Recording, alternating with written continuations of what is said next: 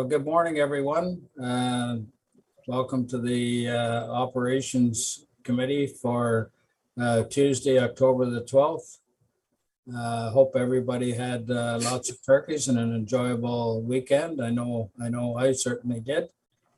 So we'll get the meeting underway. So as we gather this morning, I would like to acknowledge on behalf of committee and our communities that we are meeting on the traditional territory of the Algonquin people.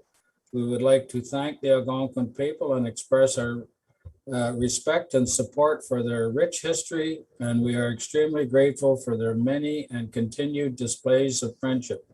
We also thank all the generations of people who have taken care of this land for thousands of years. Has roll call been taken, Evelyn? Yes, and we have quorum.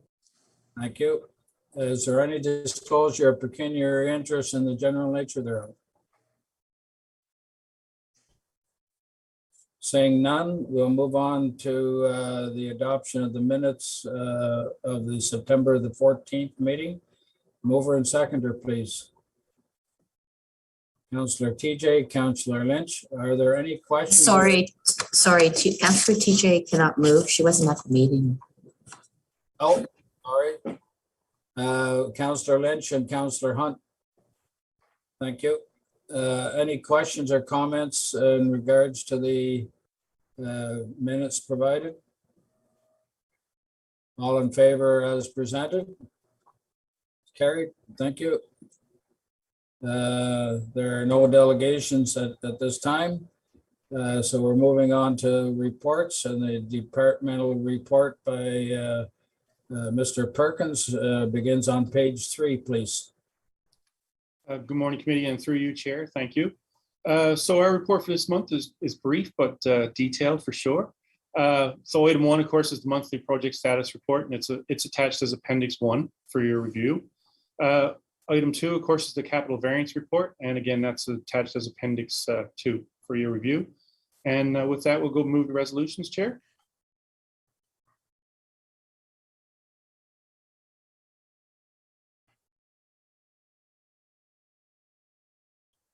Sorry. Thank you. Need a mover and seconder for the cost sharing policy to be on the floor, please.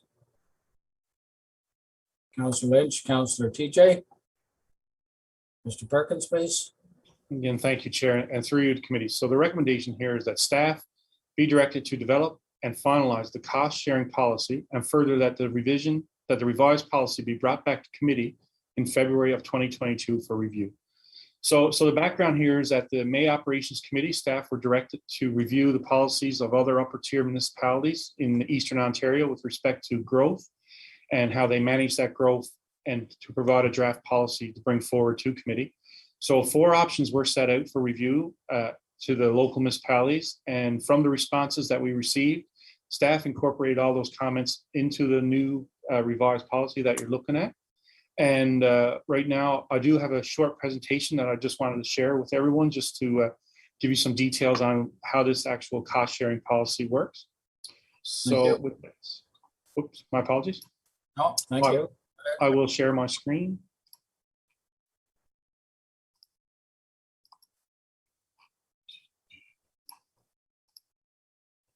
So you can all see that, I hope. Can you, Chair? Yes. So obviously this is a cost sharing with local municipalities. So right now the County Renfrew's asset management plan, we only have in our asset management plan the current assets that are out there. So if you see a county road that's 7 meters wide, that is in our asset management plan. Or if you see a county road that's 7 meters plus a parking lane, 10.5 meters wide, plus the concrete in the urban sections, we have that accounted for in our infrastructure long-term management plan.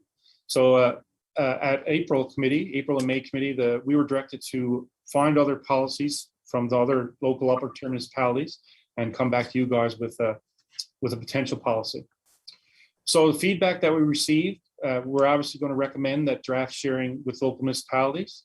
So this policy clearly outlines the county's responsibilities and financial contributions that would be required for any infrastructure expansion in any of the local or lower tier municipalities. So the example I use here is on the right of your screen, you see just a regular county road that most of us have in our municipalities. It's a 7-meter wide road built to a rural standard. So there's a certain amount of granular base underneath it. There's a certain amount of buildup underneath it and a certain thickness of asphalt. And of course, we as the county, we have this in our asset management plan. We know how much this road is going to cost us in 10, 15, 20 years time to rehab, and we can account for it. Also, as you see on the bottom right corner is an urban cross section. So again, that has 2 concrete curbs, a parking lane, and a 7-meter wide road. So 10.5 meter wide of pavement, granular base, and 2 curbs. So we have this in our asset management plan, and we account for it. So as I just said to you, for simplicity of this presentation, we'll just say that a regular county road, the road that you see here in the top right corner, is actually $1,000 per meter. It varies, of course, on where the road is and what we're doing and stuff, but for ease of this presentation, we just assume it's $1,000 per meter. So cost sharing with local municipalities. So as you know, the county roads, they provide a road network for traffic other than local trips, and they provide a level of service that's obviously lower than Kings Highway, Highway 17 and 61 or 60 and 41. So therefore, local municipalities shall share in the cost of work items other than those elements that are provided through the road. So essentially what is identified as the county's assets management plan is what the county's financial contribution would be. So again, back to our example here of a rural cross section, top right-hand corner of your photo of your slide. It says, a rural cross section costs $1,000 per meter. So this is accounted for in our long-term plan.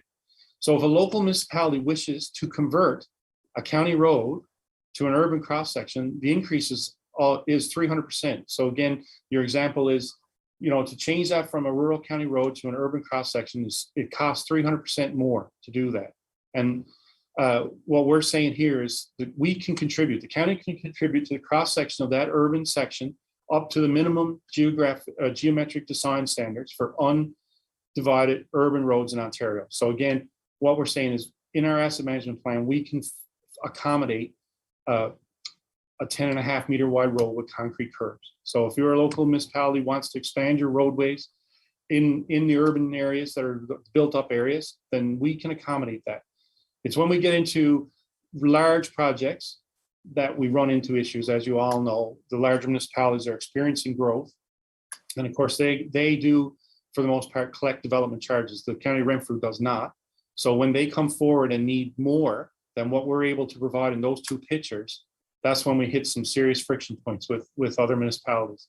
So what I've done here was I found a real world example of a roundabout installed in a local township or local upper tier municipality where it's an actual county road intersecting a township road.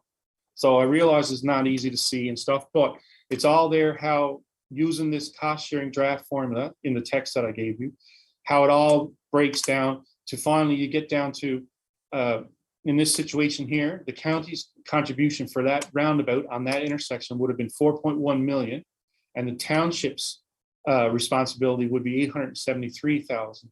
Now, with that said, I know this is a real world example and stuff, but if you also go into what the OCIF funding and stuff is, there's all kinds of potentials to reduce the cost to each municipality. But anyways, that's the expenditure that would be required in a real world roundabout. And now this is just a cross intersection roundabout. It's not a fancy 5-lane one or anything like that. But that's how that cost share, if we used our cost share formula, then it's not completely on the county. The township also has to contribute as well. So with that said, here's the breakdown. So the county would be responsible for the construction of an urban cross section up to the minimum, again, of 7 meters wide plus the parking lane. So the minimum that county would support is 10.5 wide road with 2 curbs on each side. That's what we as, and also I'm sure you're all well aware, this is exactly what's in the municipal act. So again, the county would be responsible for the construction of curb and gutters. Again, the paved boulevard to a maximum of a 0.5 meter width, the construction of catch basins and any portion of storm sewers required by the county. And there is a formula in the actual text of how much county road drainage would go into that storm system. So there is a formula. It's a bit complex, but anyways, there's a formula for how that's cost shared with the local tier. And then of course, the county would be responsible for the full rural section in any urban area at all. We're still responsible for that 7-meter wide amount of roadway, be it however wide the local municipality wants to make it, but we are always responsible for 7 meters of it. And the remaining costs, as you see in section 5, can be requested by the local tier, and if they're deemed feasible and economical, I put myself in there, but it's going to be more to the committee, not myself. But anyways, and of course, land acquisition, which is very important to note, land acquisition would be the responsibility of the county. So anywhere where we need to do road widening and those sorts of things, it would be on the county to obtain those lands that are required for that lower tier municipality. And with that said, the local municipality would be responsible for 100% of the construction of all the sidewalks. And again, this is directly from the Municipal Act, Section 55. The construction of the portion of storm sewers above what is required for drainage, and 100% of the cost of all local services, of course, anything underground, your water and sewer and storm. And again, I alluded to the formula earlier, and that is the formula there for what the cost share is. So basically, the local share is 100% less the county share. So, and then of course it takes into the theoretical size of the plate. Anyways, it's not, there is a formula for it. So with all that said, the local municipality, of course, they're responsible for 100% of the paved boulevard beyond the curb and gutter and the sidewalk. They're responsible for land acquisition when required to accommodate road elements beyond the specification in 1. So again, we're back to that 10.5 meter wide. So if we'd have to do some sort of deal for land acquisition if they wanted to twin a road somewhere for, I don't know, for supersize a road really is what it is. 50% of all the construction of additional parking lanes is again on the local municipality. 100% of the paved shoulders, whether behind curbs or gutters. And the engineering portion of the contract, of course, there's a formula for that as well. And then if the county does it in-house for the local municipality, there would be a 7% minimum charge. And with that said, I open it to questions. I'll just share one. I've been practicing this presentation with my wife, and thankfully she's put up with me. So her example, which I thought was really cool, was you own a 20-year-old driveway out in front of your home. Your driveway has got 2 cars and it's got concrete curbs, and you got to replace it. So this is how it's explained to me, and it was pretty simple, I thought. So right now we're willing to pay for the 2-car driveway and the curbs. If you want to add an extra driveway to it, then as my wife said, that would be on me. I'd have to pay for the extra part of the driveway. She's willing to share the cost of the original 2-car driveway with the curbs. But if I want to build another spot, then that's up to me to buy it. And if I want the other spot to be on my neighbor's property, so now I'm making a 3-car driveway, 2 concrete curbs, but the other spot is on my neighbor's property, then it's up to me to go to get that land from my neighbor. So I thought that was a really easy and excellent analogy that she used to straighten me out. But with that said, I leave it open for some questions.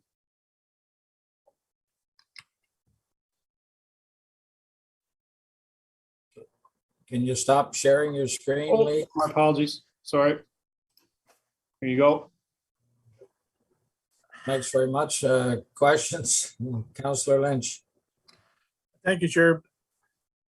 The question I have would be, who's responsible for the draft engineering design of the intersection that may be either rural or urban? Mr. Perkins? Just one second now. I've actually calling up the actual wording because we do have so in item 8 in the actual text, it says, should urbanization be requested and deemed possible, the project will be designed and approved by the county and an estimate prepared. An agreement under the auspices of Section 20 of the Municipal Act will be prepared and the information forwarded to the affected local municipality.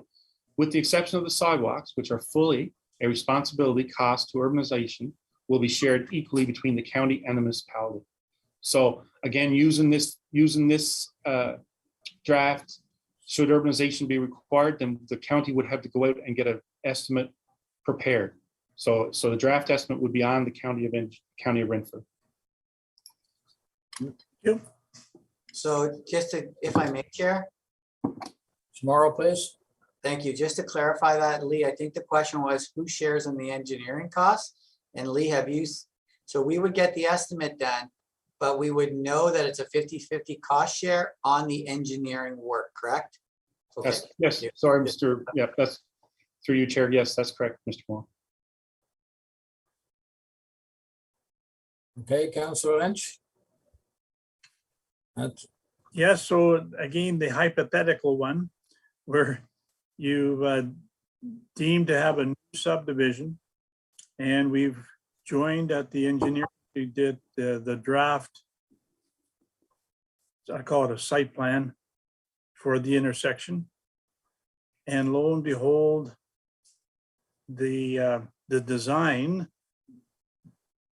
says you need to get property to make it go. In your wife's instance, it was up to the owner to do that. In this case, I read the county's responsible for that.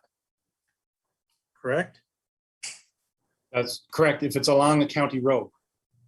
So in your situation, that's actually on a township road. No.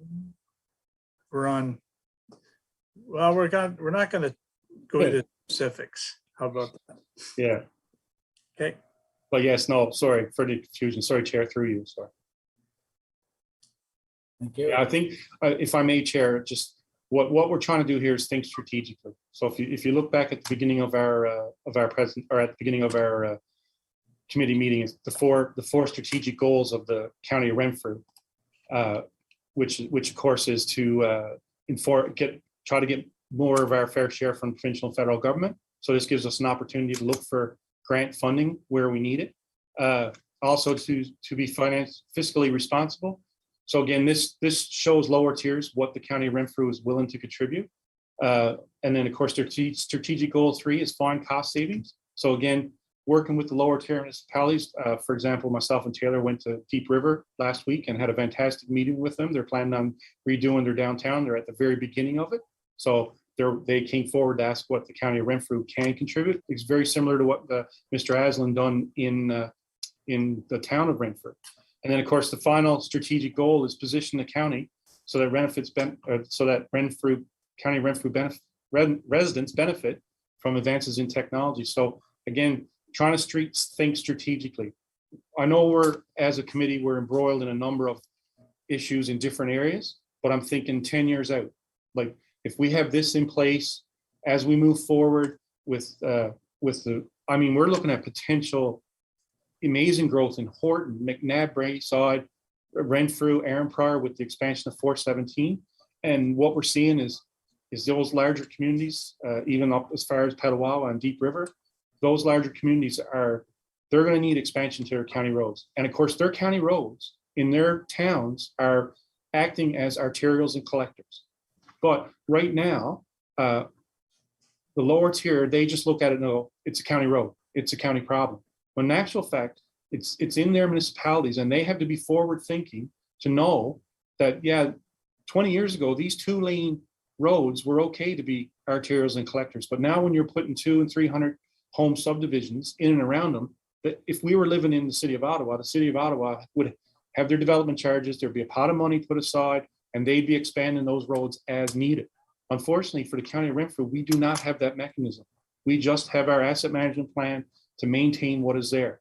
And by using this cost sharing formula, in my opinion, it makes it fair to everyone. So for example, Mayor Keller knows how much we're willing to spend in Palmer Rapids, and Reeve Lynch knows exactly how much we're going to spend in Daniel Street. So again, it's in my opinion, it's strategic thinking for later in life.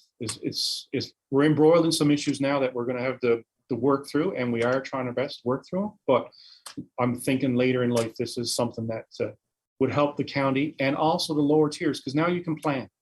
As a planner in your community or as the engineer in your community, you can look at it saying, oh, here's the county's asset management plan. 2027, they're coming to do River Road 1, and we need to expand that road. And we know that the county is willing to pay X dollars per kilometer. So if we get on board now, we can get together and cooperate and share resources and make it happen properly the first time.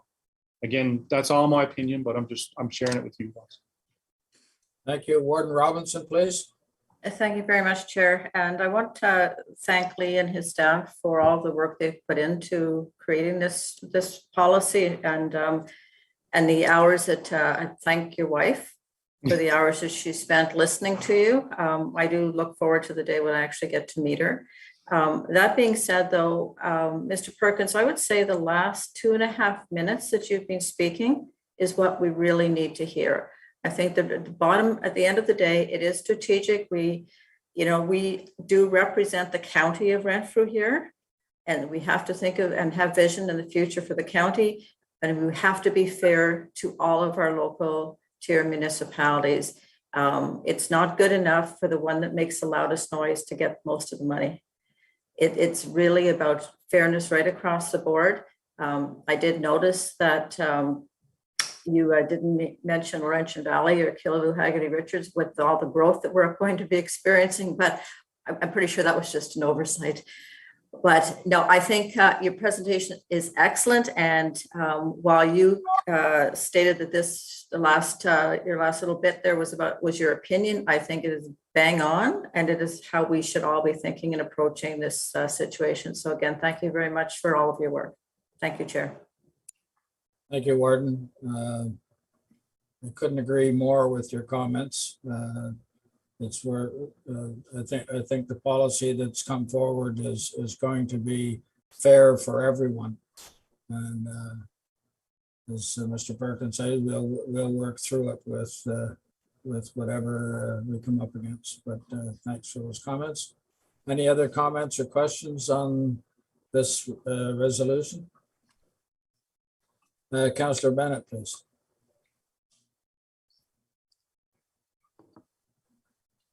Thank you, Chair, and through you.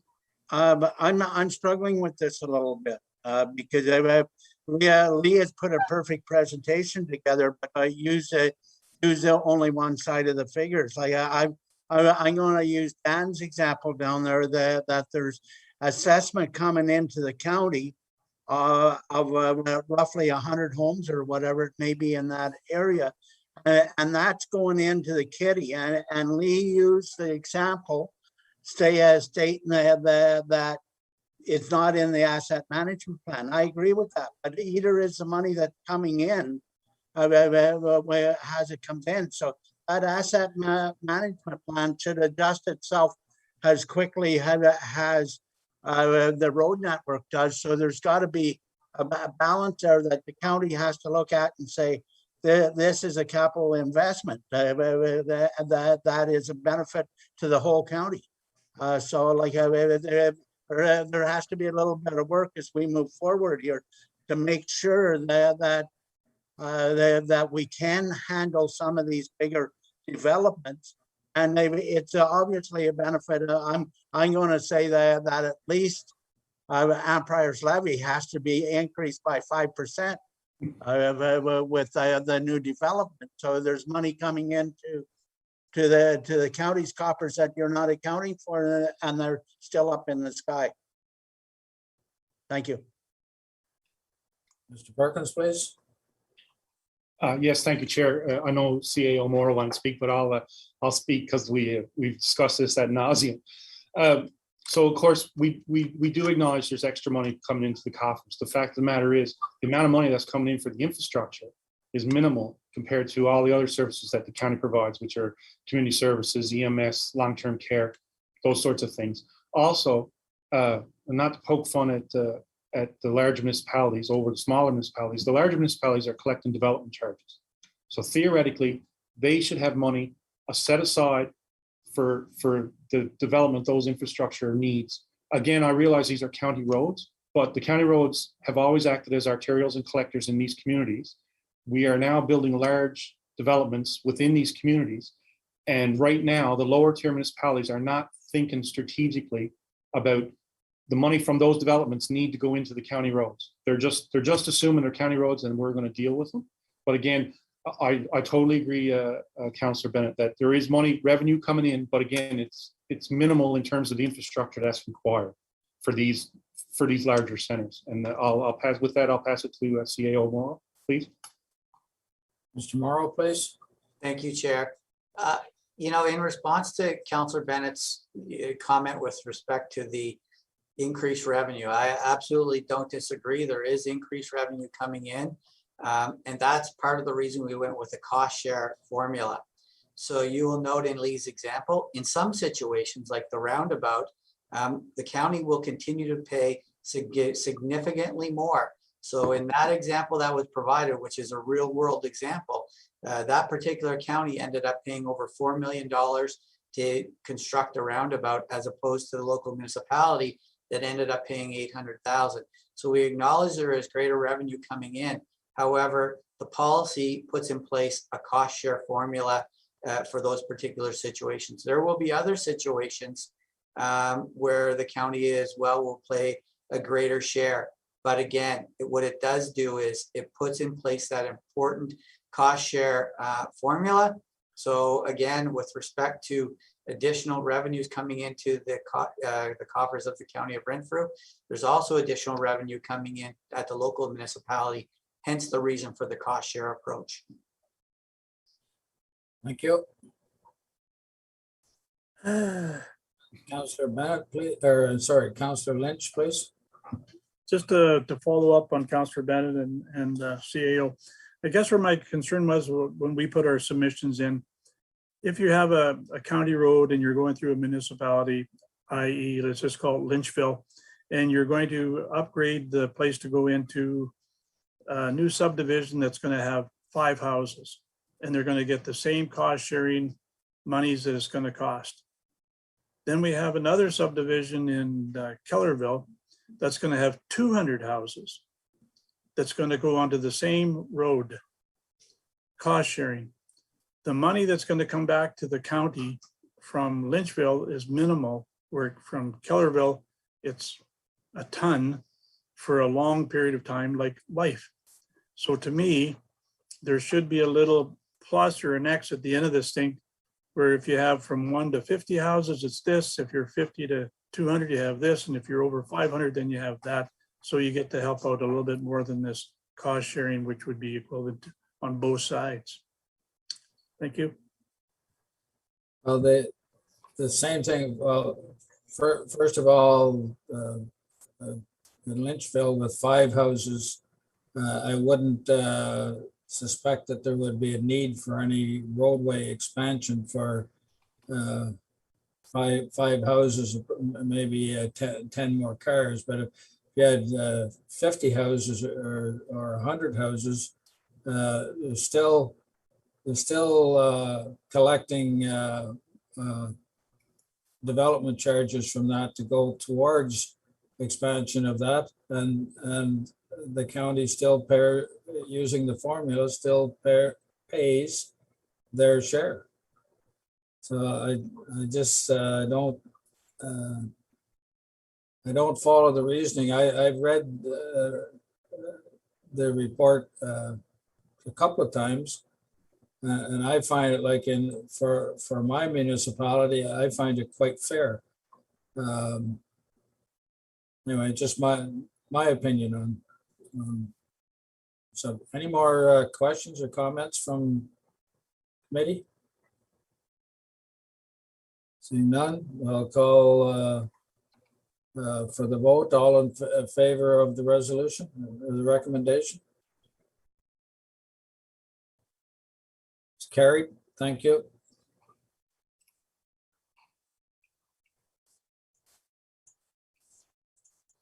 On to item 4, bylaw. Policy PW 16, renaming of county roads. Mover and seconder, please. Councillor Hunt, Councillor Keller, Mr. Perkins, please. Thank you, Chair. And again, through you to committee, the recommendation here is that the Operations Committee recommend that County Council pass a bylaw to adopt Public Works and Engineering Corporate Policy PW 16 for the renaming of county roads. And as committee will recall, we bantered this back and forth a number of times. And I think now with all the comments and we've incorporated, and I'm hoping that we've created a fulsome policy for that can be implemented. Thank you. Questions or comments on the policy? Bylaw? Seeing none, all in favor of the bylaw? Carried. Thank you. Now we'll go back to item number 1.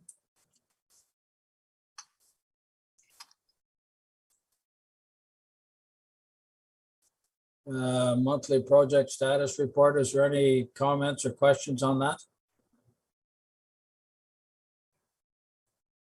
Item 2, the capital program variance report. Seeing none, Mr. Hanrath.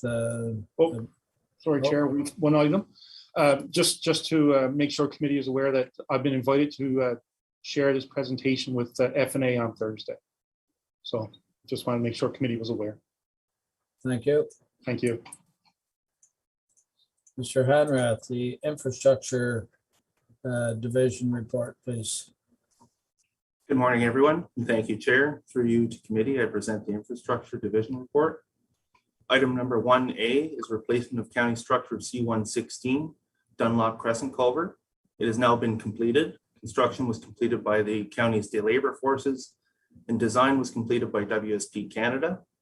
Photos from the construction are included in the appendices. However, if I may, I'd like to share my screen so that I can show the finished product. Yes, please.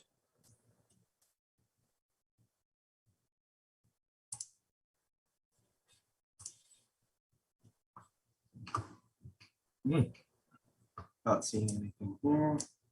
Can everyone see the picture? I can. So here we have Dunlop Crescent Culvert. It was a steel pipe arch culvert, which has now been replaced with a concrete box. The pipe itself and the precast retaining walls were supplied by MCON. And here it is from the upstream end. Taylor, we lost the picture. Lost the pic- You got to stop sharing and reshare. Sorry, here's the other end. There you go.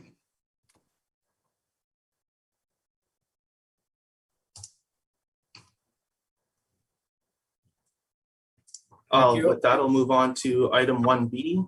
There's further adjustments required to the concrete mix design for the deck overlay on B002 Bonnechere River Bridge. The contractor and the design and CA consultant are continuing to work together to make the necessary adjustments to the mix design to ensure it will meet the requirements for the exposed concrete deck. The original mix design did meet specifications. However, because it's an exposed concrete deck, they want to try to limit cracking. So the original test slab failed in that regard, and they're making slight adjustments and continuing to do test pours to ensure that we don't have too many cracks on the exposed concrete deck. Item 1C is the design. The design for B057 Mount St. Patrick Bridge. The preliminary design is well underway and an initial site investigation has been completed. As the structure has an AADT of less than 400, a single lane structure is considered acceptable here.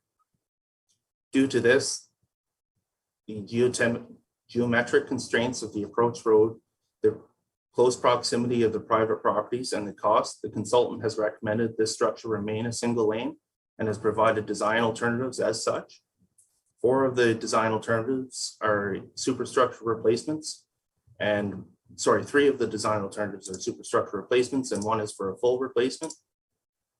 Staff have accepted the consultant's recommendation and have requested they proceed with design for the superstructure replacement. Which alternative is proceeded with for the superstructure will depend on the findings of a cultural heritage evaluation report. Item number 2, at the previous meeting of Operations Committee, a request was made to reallocate the section of County Road 508, Calabogie Road, from Road 34, Norton Road to Mill Street from 2023 to 2022 in the asset management plan. Due to the negative cascading impact this could have on the planned works along County Road 65, Centennial Lake Road, which is considered higher priority due to its condition, it is not recommended that this section of 508 be moved up in the plan. With that, Chair, I'll pause there for any questions. Thank you. We'll go back to item 1, project updates. Item 1A, the Dunlop Crescent culvert. Questions or comments, Councillor Lynch? Thank you, Chair. To Taylor, thank you very much for the pictures. Pictures versus 1,000 words, and it shows what your day crew can do. Excellent work. Thank you very much. Thank you. I'll pass that on to the crew. Thank you. I was wondering where that overhead picture, when it was going to come, I saw a flash of it. Can everybody see that one?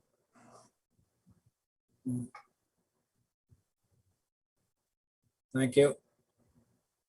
So I'll echo Councillor Lynch comments.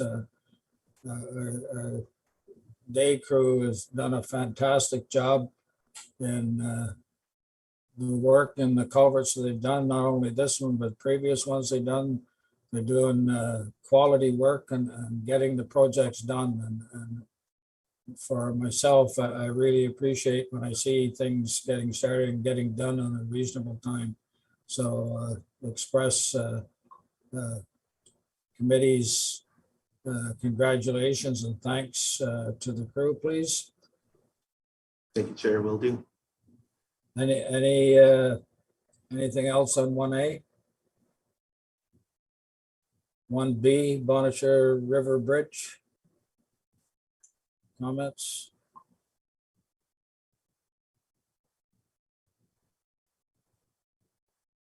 One C, Mount St. Patrick Bridge. Councillor Hunt. Thank you. Through you, Chair, to Taylor. Taylor, the third option, superstructure modular steel. What exactly is that? That's not like a Bailey Bridge like is down at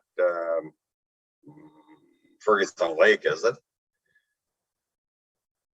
Through you, Chair, to Councillor Hunt. Right now it's a conceptual plan. It could be an acro style Bailey Bridge, or it could be a steel beam bridge. At this point, it's just a general estimate based on a steel structure. Okay. Well, I'll just put out my concern. Right now, the village is in a bit of disarray. There's a house on one side of the bridge that was flooded and it's in the process of being tore down.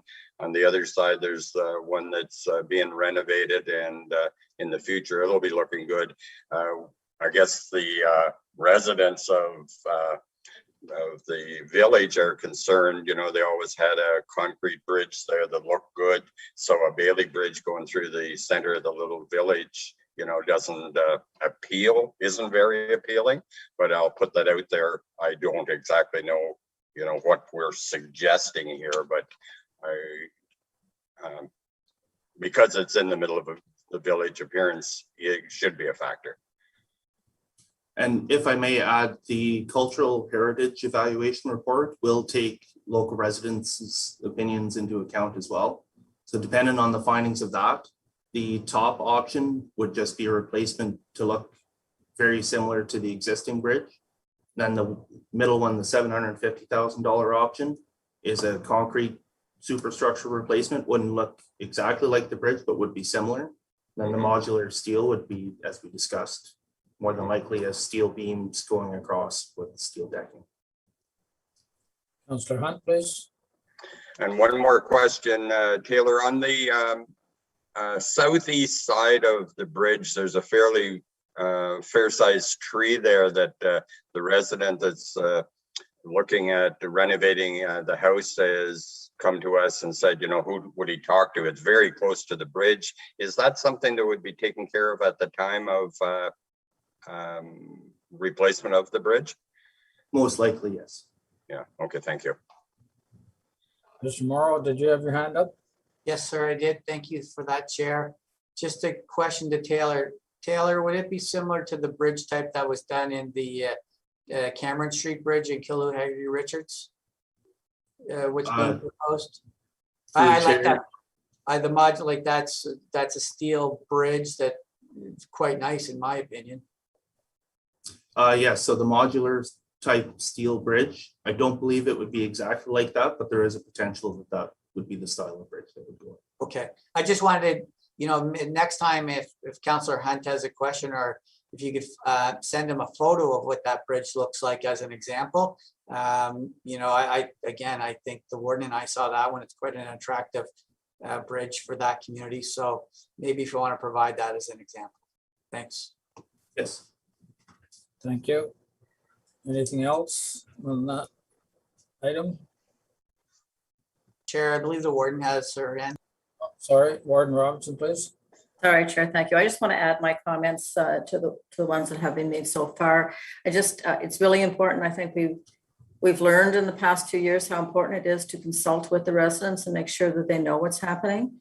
It is their community, and I think that's crucial. So, as we go forward, and I saw Taylor smile, so I know that he knows that that's important. And again, Councillor Hunt is asking these questions, and he's asking on behalf of his residents. So I think that the more information, it's a bridge to us, but it's their community, and I think that's very important. So just keep doing what you're doing and consulting. I think at the end of the day, that's the best for everyone. Thank you. I just add a comment to the wardens,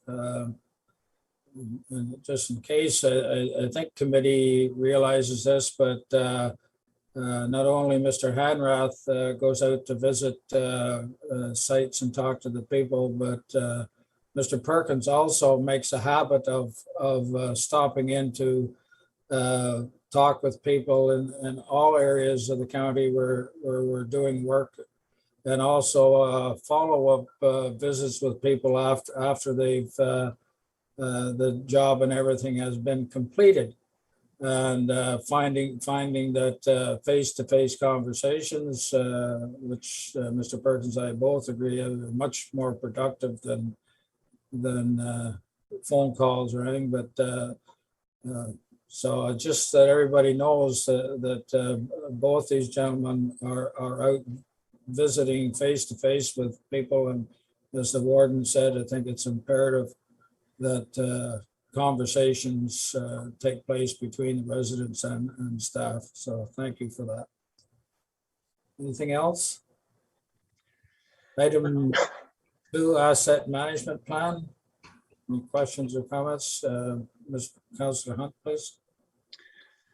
Thank you, Chair, and through you to Taylor. Taylor, I'd like to suggest that you change the last sentence starting with however to the way you explained it to committee today. I found, and you and I have talked, and I agree with your outcome that the road should not be changed, although the request was coming from us. And the reason I agreed to it was because the pavement condition index on Centennial Lake Road would put us in a position of liability. And although it's disruptive for our community to have the road through our village tore up for 2 years, I don't think from a county standpoint, we should put ourselves in a position of liability. So if that last sentence was more directed to the request and say, like you said in your statement, that because of the PCI of the Centennial Lake Bridge, we don't suggest that this be moved because of the liability. So I think the way you explained it was great, but that's not the way it was written. And the way it's written to me suggests that we shouldn't come and ask you this. And I think if the pavement condition index was the same on the 2 roads, I would have been pushing harder to get less disruption for our community and do that section through Calabogie in 1 year. But like I say, I do agree with your final outcome or final decision on it. Thank you. Thank you. Mr. Morrow, please. Taylor, thank you, Chair, through you to Mr. Hanrath. Taylor, any concerns with making that change in the report for when it gets to County Council? No, it shouldn't be an issue. Thank you. I fully concur with Councillor Hunt. That would be anytime that we're saying no to a municipality for something, there should be an explanation there of the reasons why. that we are justifying the no response. So thank you, Taylor, for doing that for County Council. Anything else on item 2? So we'll move on to resolutions, engineering service for detailed condition survey and rehabilitation study for 6 bridges. Mover and seconder, please. Councillor Lynch, Councillor Hunt. Mr. Hanrath, please.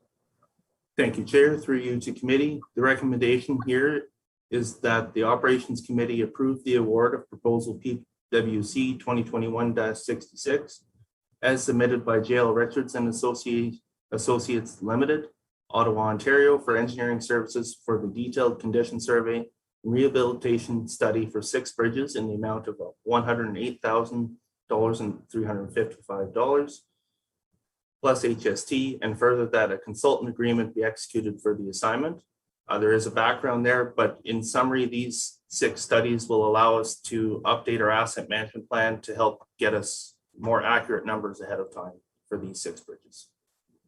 Thank you. That actually has been a request from County Council that we try and tighten the numbers up on especially the bridges and that. So is there any questions or comments for Mr. Hanrath on this resolution? Councillor Lynch. Thank you, Chair. I realize you've got the numbers for the studies, but if memory serves me right, I think it was 2 years ago, we did this exercise again, and at the end, the final guesstimate was like $80,000 more than what was guesstimated at. Does that ring a bell with anybody? Then we did an engineering of a bridge and it was 65,000, it came in at 150, and they have a waiver or something in the clause that says you can play with that much money.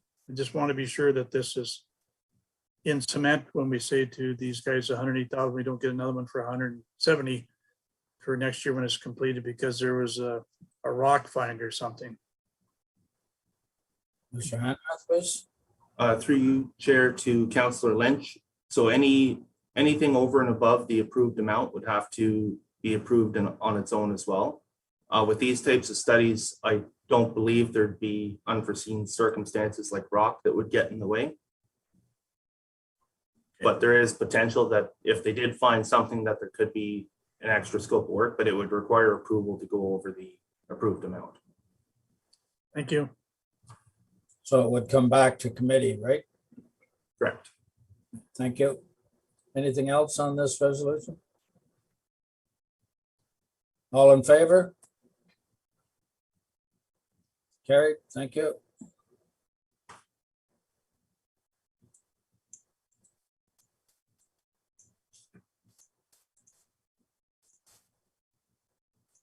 Item, did I miss one? Nope.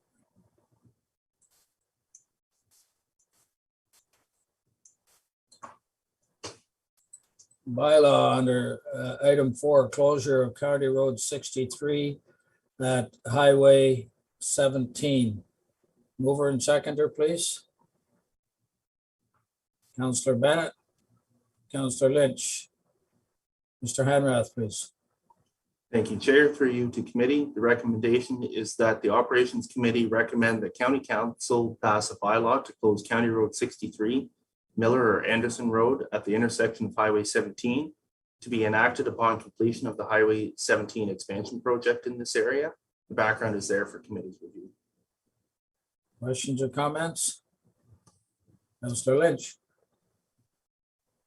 Thank you, Chair. I'm just curious, I think this came from province, but we have a retirement home just off Anderson Road. It's the first road in the right.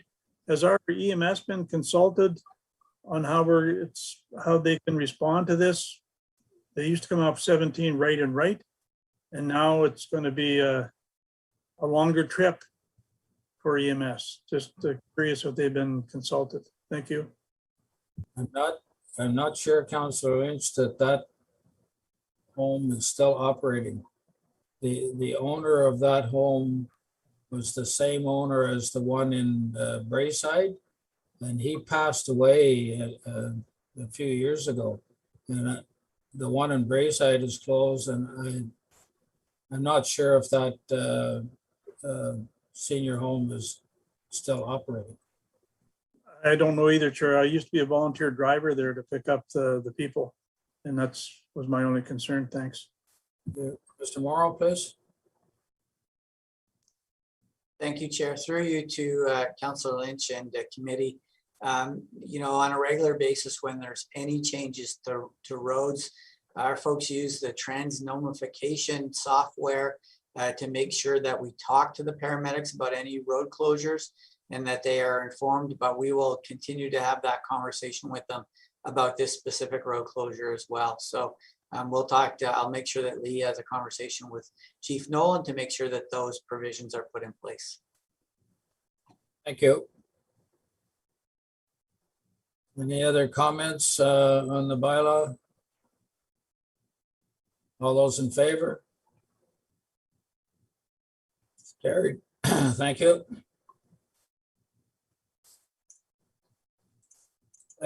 Item 5.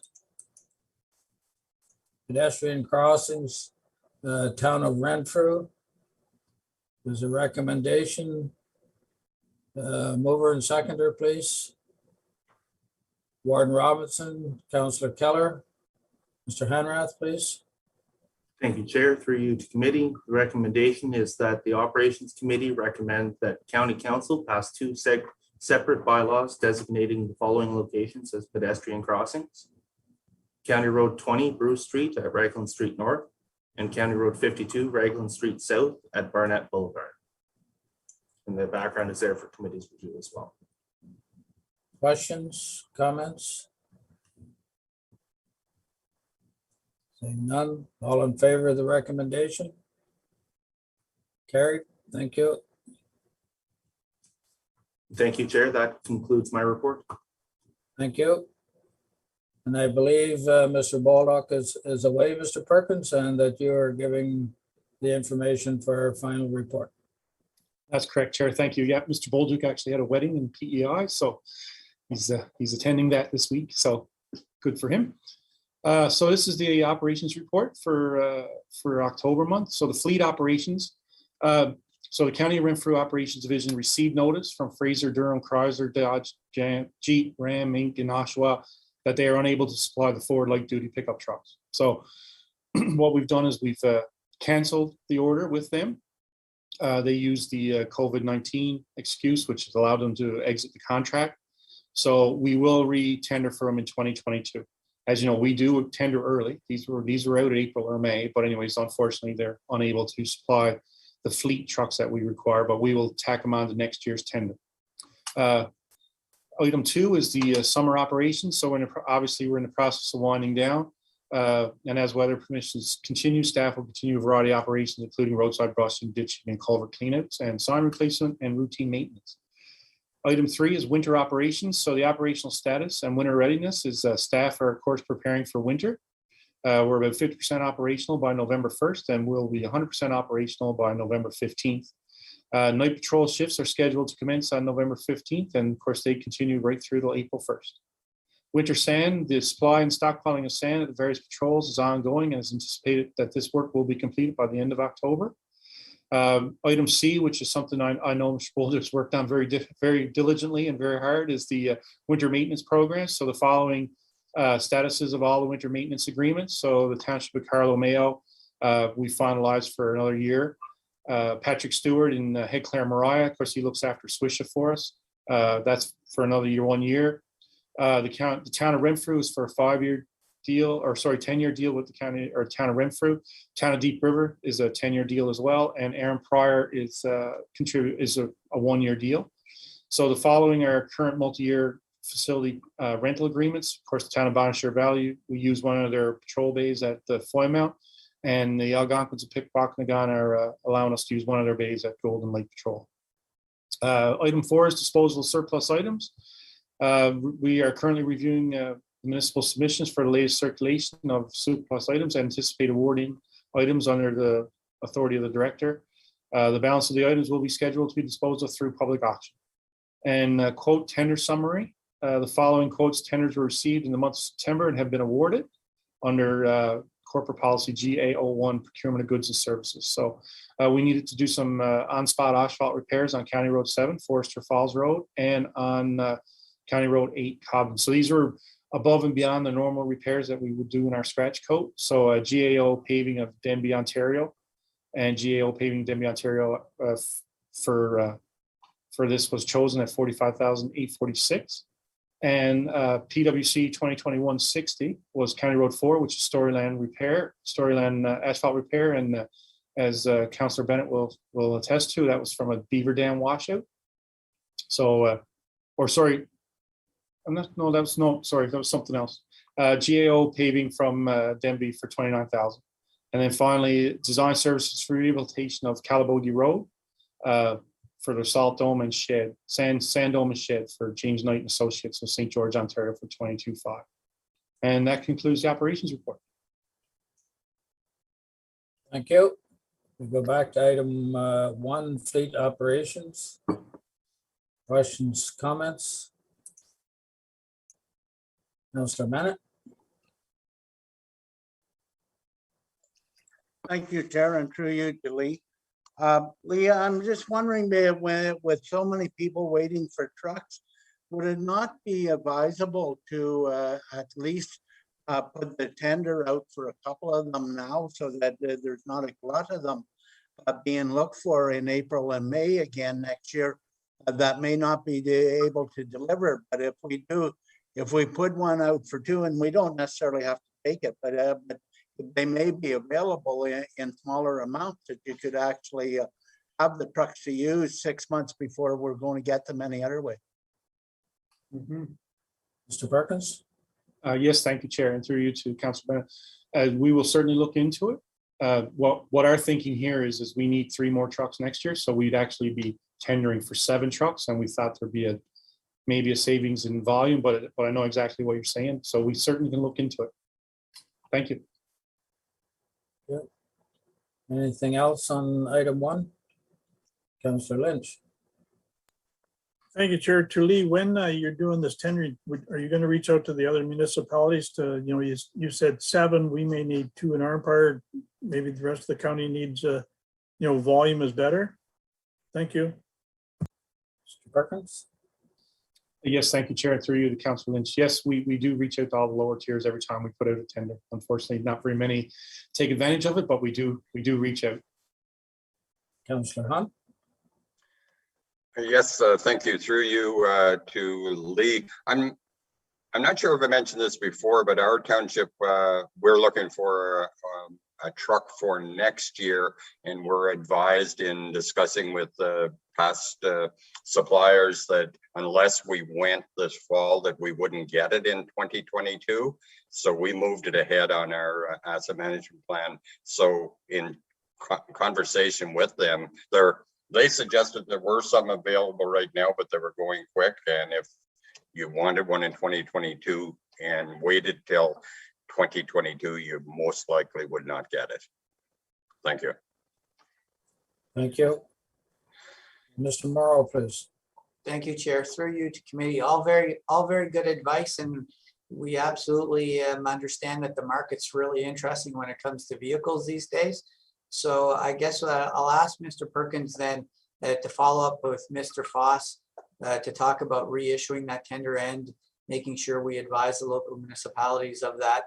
At the same time, maybe we could figure out, like Councillor Hunt had mentioned, that maybe we issue the tender for all the vehicles right now, and knowing we're going to take delivery, like I think your municipality is doing in 2022.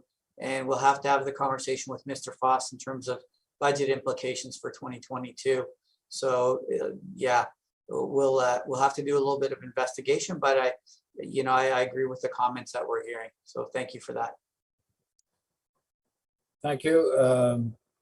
Our township has already had to do that. We had to order a truck a couple of months ago now in order to make sure we got delivery by late 2022. So perhaps, Mr. Perkins, could we get maybe a short information letter to go to all the municipalities of what's going on? I'm sure they all know, but what's going on with our inability to get equipment, and advise them of what the county is going to do or is going to look at maybe putting out tenders, in the next month or so for possibly getting vehicles in 2022. And hopefully municipalities who require vehicles will jump on board with that, and perhaps with a larger volume, we would get a better consideration. Is that possible, or does committee have any problem with that suggestion? Mr. Perkins? If I may, Chair, thank you through you. Our issue, of course, is that the 2022 budget hasn't been approved. Now, with that said, we can certainly retender for these 4 units here. But as CAO Morrow pointed out, we'd have to chat with Mr. Foss to find out the budget implications, because the light duty trucks for next year haven't been approved yet. So we'd be potentially tendering something that's unapproved funds. But I will work with Jeff immediately. Well, you might be tendering something that is on unapproved funds, but we are tendering on something that is has to be purchased, in my opinion. And I don't know what's wrong with the county. My budget's going to be done in another month. Warden Robinson. We have 2 weeks before county council. I'm sure that conversation can happen. And as long as you don't get angry with me, we could always have a special meeting of operations part of county council to approve the awarding of the 7 as opposed to the 4. So it's always a possibility. Good job, Warden. Appreciate that. That's perfect. Councillor Hunt, I'm sorry, Councillor Bennett. I just want to mention for you, Chair, that everybody knows how desperate the whole country is for automobiles, and to really be putting out quotes like that for 7 or 8 vehicles. It takes everybody in Renfrew County out of the picture. It takes everybody in Eastern Ontario out of the picture. That's why I thought you'd be better off to put maybe the 3 out again, and not trying and do the rest a month after or whatever, but not all in one big parcel, because there's nobody from the city of Ottawa or any place that is going to get that volume of trucks guaranteed to them. Mr. Morrow, please. Thank you for that, Chair, and through you to Councillor Bennett. I don't disagree. For committee's information, last week, 3 ERVs, the emergency response vehicles for emergency services, those are the SUVs, they were also canceled on us as well. So you're absolutely right, Councillor Bennett.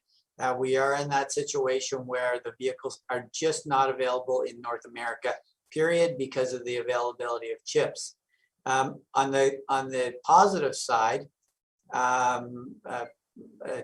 Deputy Chief Leahy let me know that one of the decisions that we made previously with respect to the Mercedes ambulances, they are not in that situation because they don't require that same chip. And so production of those vehicles has not stopped. So we're lucky with respect to our ambulances, but with respect to the ERVs that the commanders use, again, same situation, they are not available. Thank you. Councillor Keller, please. And even if you were to reconsider retendering, one of those considerations may be that you simply don't ask for 4 or 7. You ask for as many vehicles as they're able to supply. That way, if they have simply 1 or 2 on the lot, and if it's a kind of an agreeable price, then that might be an option also. Thank you. I'm just amazed, though, if anybody's been to Ottawa lately and by the auto park or auto mall by the hockey arena, their parking lots are plugged with trucks. I don't know. Holding out for higher prices, no doubt. Any other comments? So do we decide what we're going to do with this, or? Are we go, Mr. Morrow, please? If it's with the approval of committee, staff will take it back and review it. We'll have a conversation with Mr. Foss, and should there be a change, then we will discuss a special meeting of committee with the warden and the chair. But we'd like to collect some more data at this point in terms of the implications. Thank you. Thank you. Okay. So we're on to, if there's nothing more on fleet, we'll go to summer operations. Winter operations. A and B and C.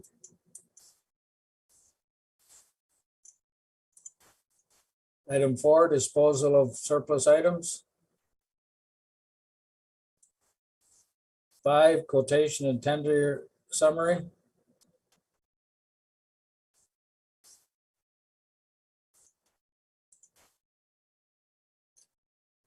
Seeing nothing.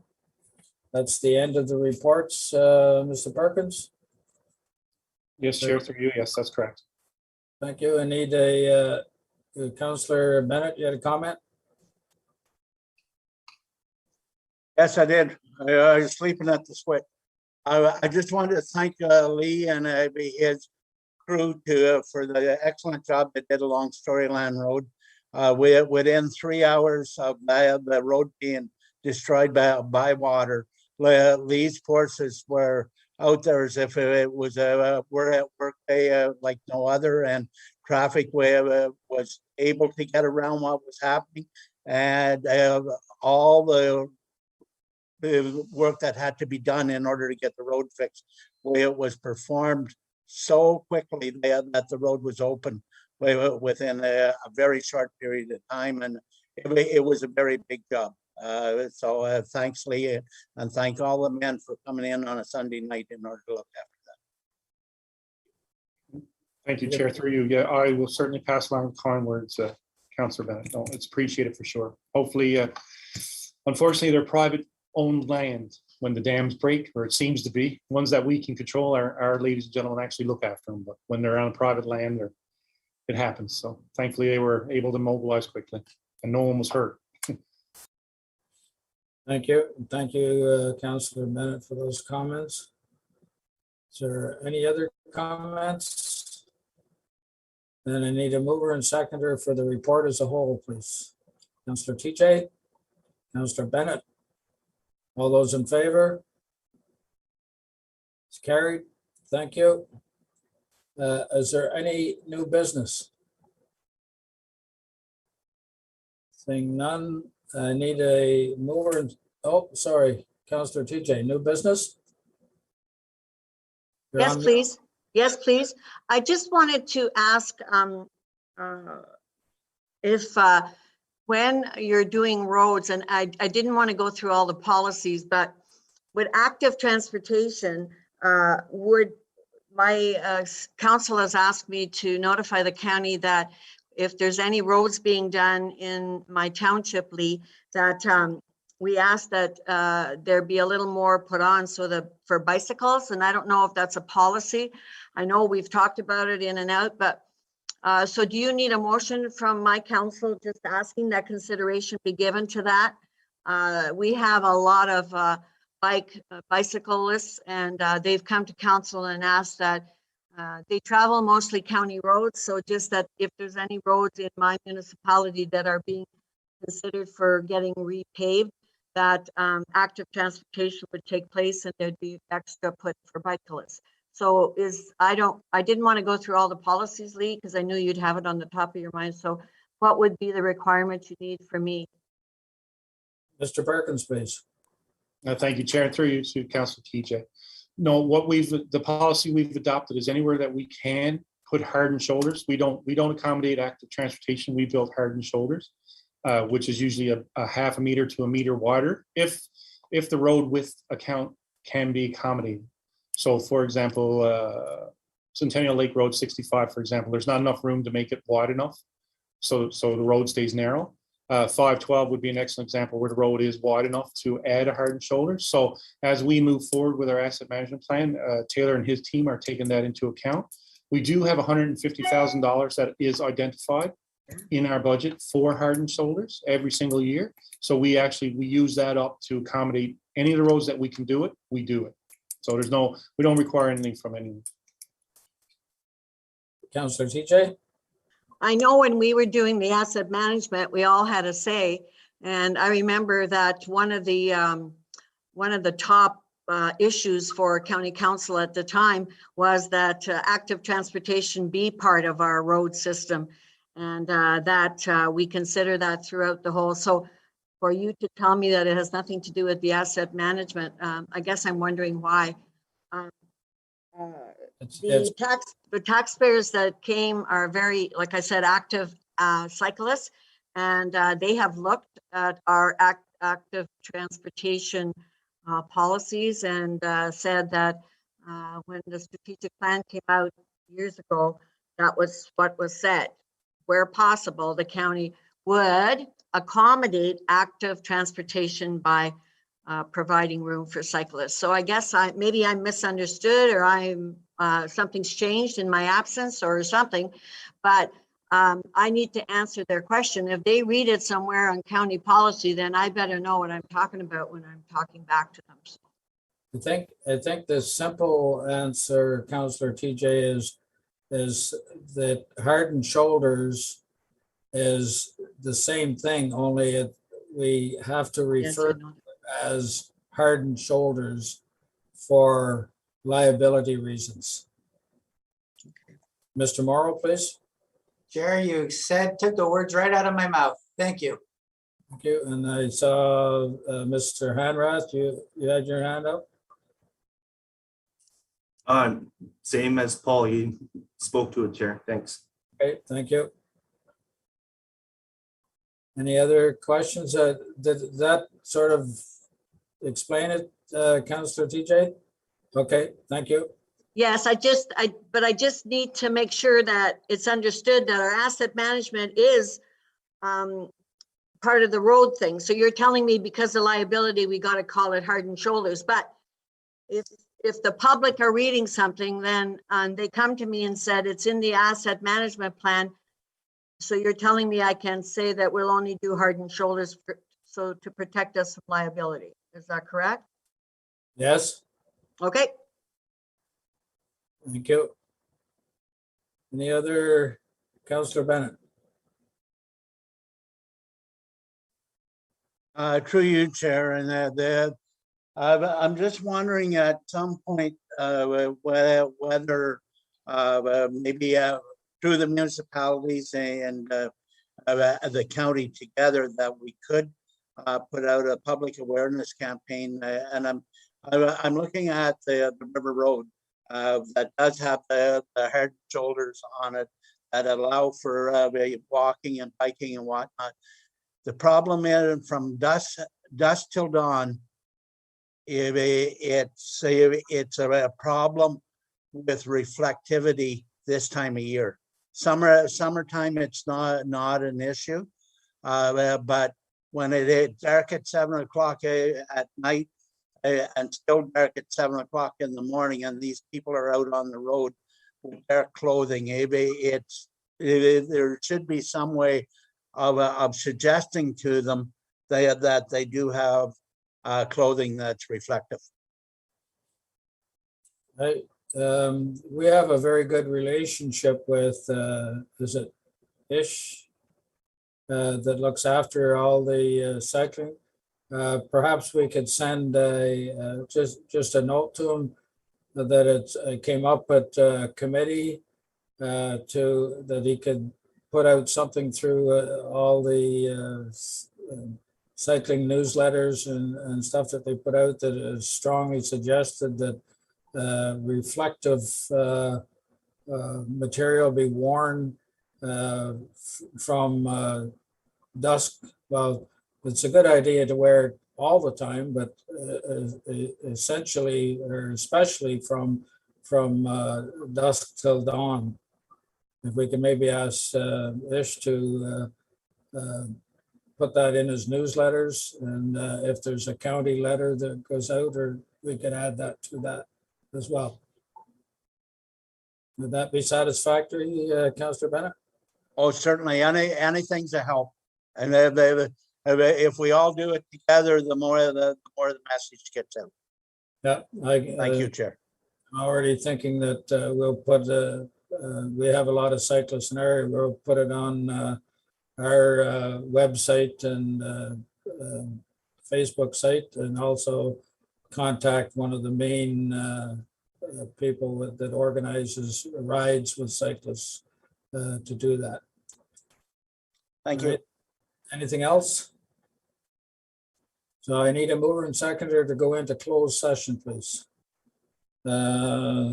Subject for advice is subject to solicitor client privilege.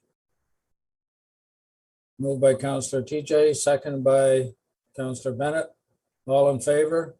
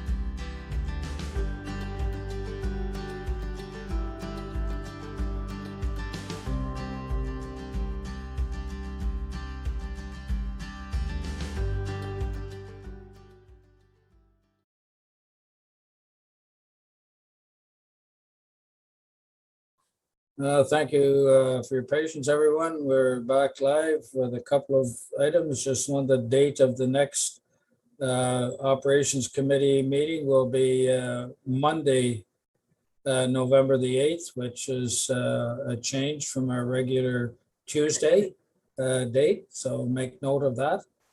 And note that County Council next Wednesday, October 27th. Is there anything else? Saying none, mover and seconder to adjourn, Councillor TJ. Councillor Hunt, all in favor? Carried. Thank you very much, committee.